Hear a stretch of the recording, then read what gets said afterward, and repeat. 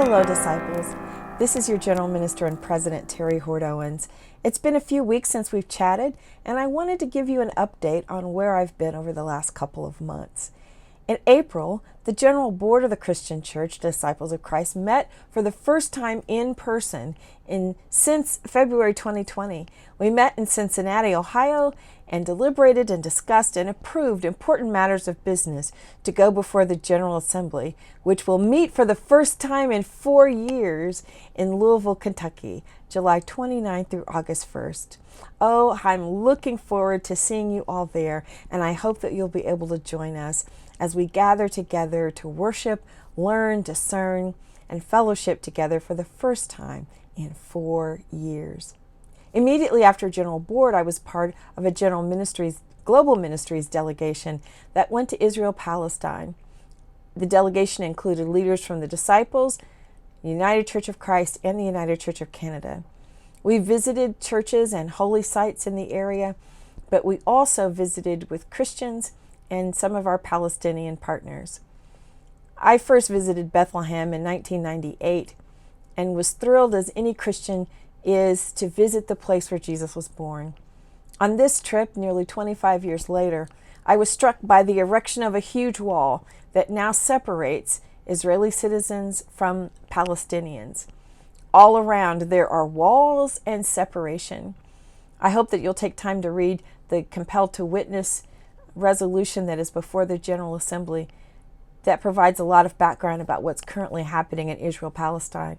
But I'm grateful and so very proud of the work being done by Global Ministries, not only in Israel-Palestine, but around the world, as we minister literally from our doorsteps to the very ends of the earth.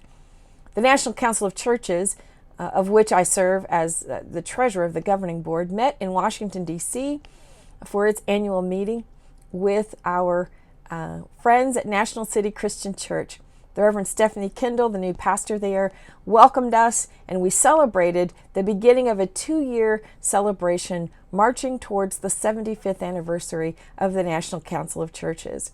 I'm really excited about the revitalization of a health and wellness task force in which member communions like ours are being invited to engage so that Christian communions in the U.S. in particular will be able to work together for education and advocacy on matters of health and wellness. And I'm delighted that our own National Benevolent Association will be represented on that task force. In addition to this important work, both within our church and across the ecumenical Christian world, I had the opportunity to participate in a dialogue in New York between religious leaders in the U.S. and religious leaders in Egypt. Again, Global Ministries providing leadership to curate that gathering and us having the opportunity to sit and listen to our friends in Egypt and to share with them the context here in the United States. I'm also excited that I've had the opportunity to travel, to visit, preach, and celebrate with so many of our congregations, celebrating milestone anniversaries, pastoral installations, and even one regional minister installation in Kansas.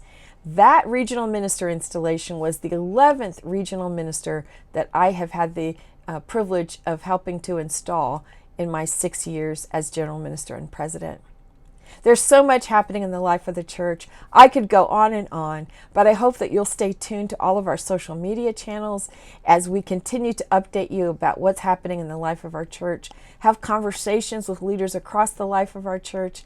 And now, as we prepare to get ready for General Assembly, I hope that you'll be praying for our whole church, that our gathering would be fruitful, productive, that our gathering would reignite our dedication to be the church that we say we are, to be that church that imagines itself as a new church for a new world. God bless you, and I'll look forward to seeing you in Louisville. Stay tuned to this important channel to get more information in the weeks ahead. And remember, God loves you, and so do I. God bless you.